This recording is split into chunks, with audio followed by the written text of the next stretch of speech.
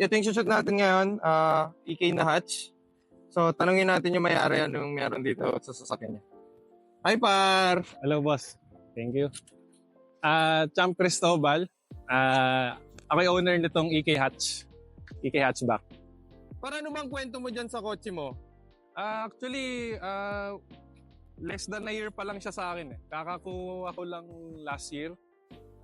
Bago ako nagganto, naka-SIR ako na Passion Orange. Then, nagpalit lang ako ng hatchback.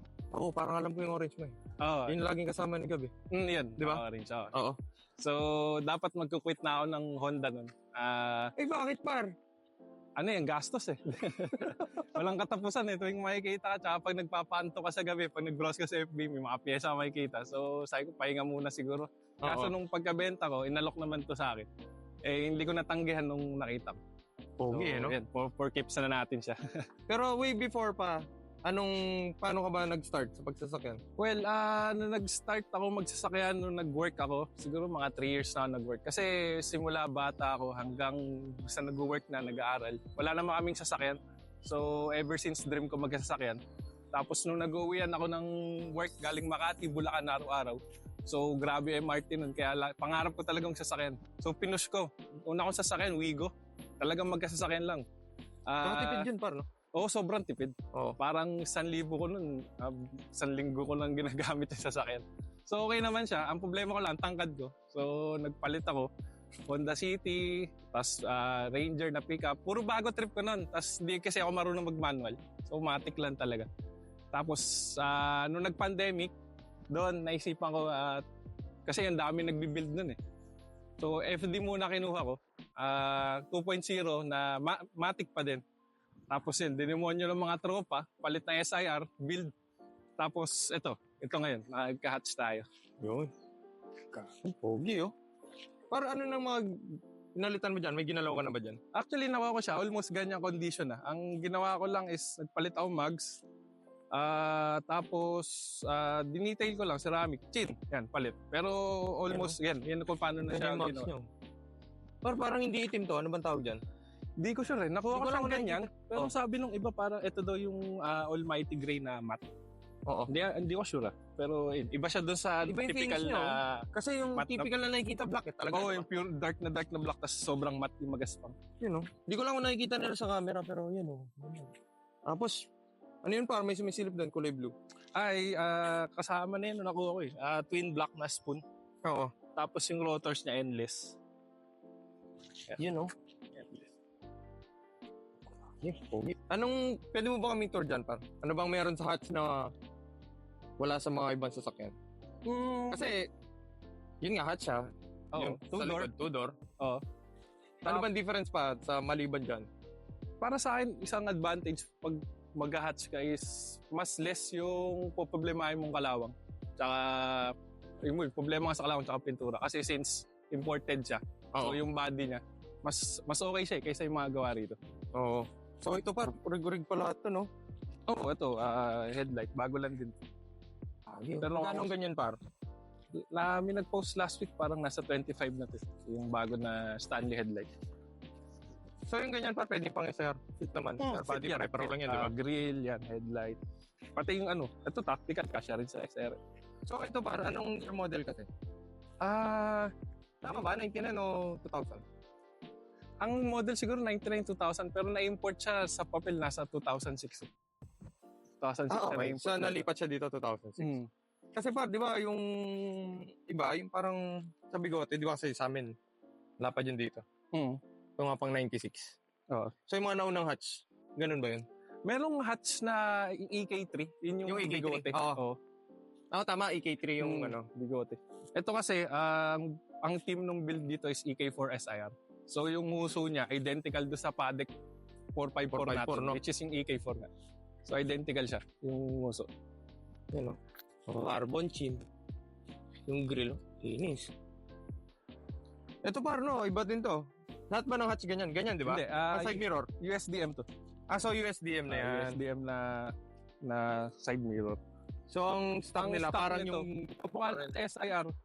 Pero iba lang yung fittings niya.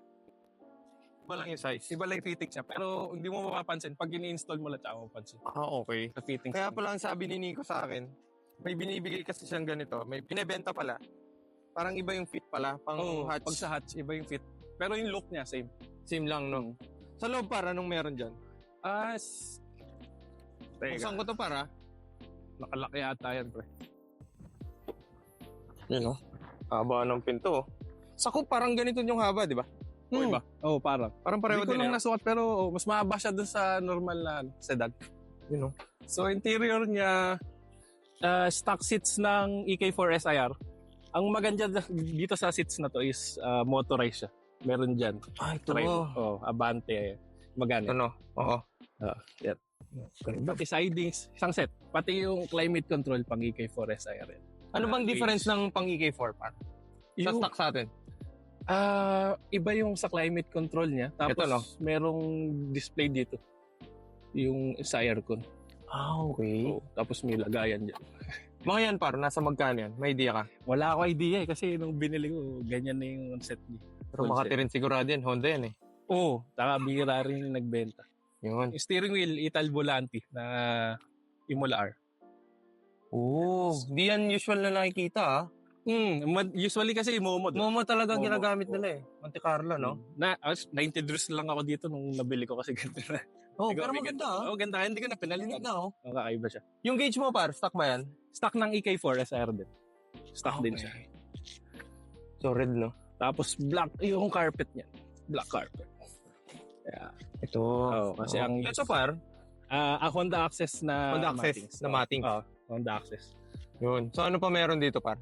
Meron bang ano pala? Meron bang hatch na may sunroof? Meron ako nakikita. Meron, di ba? Meron. You know? Linis. Yung backseat, yan. Ito par, ano to? Para sa mga viewers natin. Didikit to doon sa parang warning light sa Japan. Light, di ba? Magnetic yan eh. Pagka kunyari naplatan ka, nasiraan ka sa gilid ka, didikit mo lang no? Biblink siya ng red. Oo. Yan. May purpose yan, guys. Tsaka ito. Parang warning device din. Ito par, no? Use din to. Hindi naman sa gusto nating magamit, pero at least meron, di ba? Madali lang naman siya ilagay. So, wala naman. Maliit lang naman eh. Luwang ng hatch, maluwang yan. Kasi ang laki ko, pero sakto. Unat yung pa ako dyan. Ano ba height mo, par? 6'2". 6'2". 6'2". Kasi naman ako dyan. Luwang, no? Unat ako dyan. Kasi sagad din na trust eh. Parang may iba dyan sa steering wheel mo, Naka-quick release siya. NRG. Naka-quick release. So, ikutin lang tayo. Yan. Tatanggal siya. So, iwas na akaw yan, no? Parang. Pwede mo iuwi. Pwede mo iuwi eh. Huwag mo lang iwawala. Ayun lang, hindi ka makakalis. Yun. Ano kasi yan parang NRG? NRG. Pero alam ko ang iba ang purpose nito pag sa karera ata. Kasi yung bakit nun hindi na nagagalaw. So para makasakay ka maayos. Hindi mong alisin muna eh, no? Alisin mo. Para yung tuhod mo, makasakay ka maayos. Bagay kahit yung mga nasa F1 ba o ano? Parang ganyan ginagawa eh kasi masikip. Hindi ko alam kung tama yun. Yun lang yung observation. Mas makakasakay. Possible. Lalo pag yung sa mga bintana dumadan. Di ba? Masikip po. Lalo yung mga supercar, di ba? Sikip, hirapan sumakay eh. So, yun Pwede ko bang check yung engine bay mo, par? Sige. Sure. Pakita natin sa kanila. Open natin. So, engine niya is galing sa DC5 na Tegra Type R. Tama ba ako? Tama. B18C siya. Straight na Type R. Pati tranny. Wala pang in-upgrade dyan. Lahat yan. So, nung nakuha mo, ganyan na? Ganyan na yung set niya. Yung bang hatch, ano ba makina ng hatch? Ang stock nila? Yung sa... B16 din ba? EK9, B16B. Type B16? R. Pogi. Yeah. Ito par, ano to? Top fuel na air intake, tapos naka-alpha na headers. 3 rows na radiator. Luwang Naka semi-full wire tack siya. Iniwan lang yung battery. NG Spectra. Japan yan, di ba? Ayan, bago lang din yung pelta ko. Saka maganda yan. Sa mga nag-Civic, kulay blue. Naka-Samco, yan. Perno yan. Or kung nag-spoon ka, ito, naka-spoon na strap. Ito par, may purpose to di ba? Sa body roll. Tama ba? Tama ba ako? Na-try ko walang ganyan. Medyo parang hindi stable yung under. Mga ganun yan. Kinokontra niya yung pag yung force na tumuping ganun yung sa engine bay. Kasi katagalan kasi parang na ano yung shape ng ano din ng sasakyan eh. So yun, goods din yung mga upgrade ngayon guys. Yung mga strut bar, and mga intake, Oh, may and mga purpose basic to na safety. upgrade. Oh. And mga hose. Kasi mga sa atin, mga 90s car, madalas mga hose, makakalimutan palitan eh. Oh. Dapat yan, pinapalitan. Maganda rin sana yung yung stock nito, yung orig na Honda. Oo. Kaya lang medyo mahal siya. Tapos mas matibay talaga yung silicone. Pero kung sa linis, malinis tingnan niyo dahil Malinis, itim lang. tama. Orig na Honda pa. Nasa magkano ba yun? Nagtanong ko last time, parang 9,000 sang set. Ang layo ng difference sa Samco. No? Magkano ba Samco? Samco parang 4,500. 4K, gano'n. Oo, 4K, 4,500. Tapos nakaspoon na radiator cup. Oh, yun lang.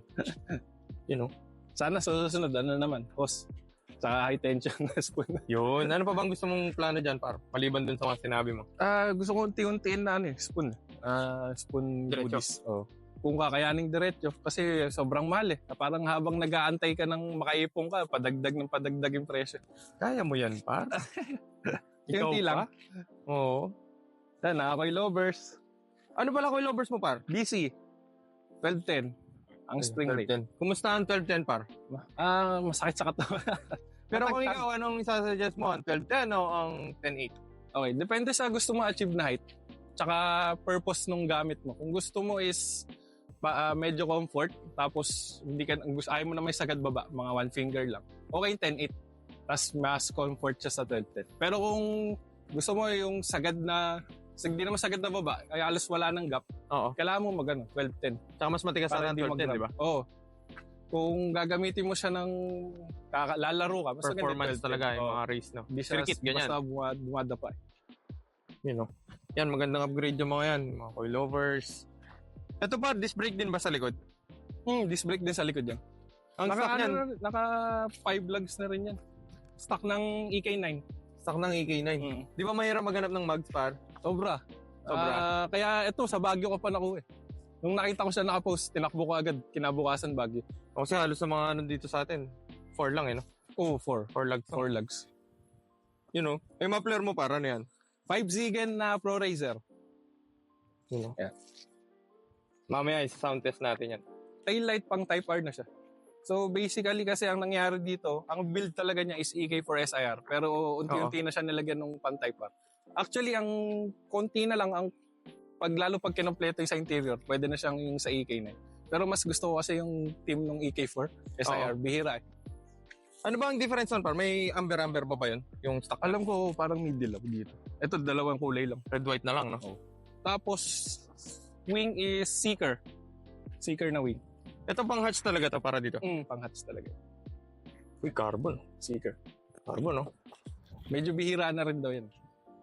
Uy. Kasi madalas yung maliit lang eh, di ba? Yung stock ng... Ano ba tawag doon? Pang stock ba yun? Oo, stock yata ng AK9 yan. Or AK9. pag medyo mabay sa spoon naman. Okay, oo. Tama. Ito para ano to? Ito stock ba to? Mga visor na yan. Hindi, ako na Para sa mga medyo nagsastart pa lang. Ako na nagdagdag niyan. JDM visor. JDM na visor. Ito may purpose din to kasi pag ulan, di ba? Tsaka yung init. Pwede ka magbukas sa konti. Para pasingawin mo yung... Pero last time nag-run sa Tarlac, kasi clear tint to eh. Yung araw, pumapasok siya pero nabablock na to. So hindi may ano din, ano? yung katawan. Oo. Yun yung napansin ko. You know? Sana nag-enjoy kayo sa vlog natin ngayon, yung EK Hatch. So pag meron kayong questions, comment lang kayo sa baba para masagot natin. Pati si Champ, kung may tanong kayo about sa kotse niya, pwede nyo siyang message sa Facebook niya. Yeah. So Sam Cristobal sa Facebook. Champ Cristobal, lagay natin dyan. Yeah. Tapos baka meron kang gustong shoutout pa. Shoutout syempre, Northside Meats. Yan, 10K ng mga meat nila. Support natin mga taga-norte. Tapos shoutout din sa mga tropa ko, ECH, Dex Auto Works. Shoutout din Honda Nation Philippines, mga nag-organize ng Honda Day, Carl Martin. Thank you. Tapos syempre big shoutout Slickest. Pa-support, follow, like nyo siya. Yun. Maraming salamat, par. Thank you.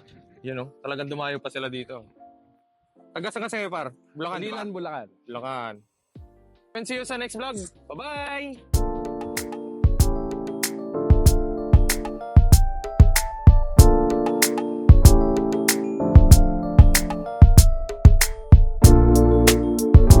Nakabili ka ng hatch, walang handbrake.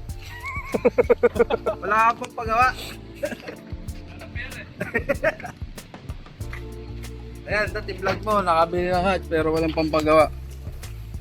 Kaya ako dito sa may-ari, oh, nakabili ng hatch na napakamahal tapos walang pampagawa ng handbrake. Ano masasabi mo doon, pare? Hindi naman ginagamit. Kailangan na handbrake.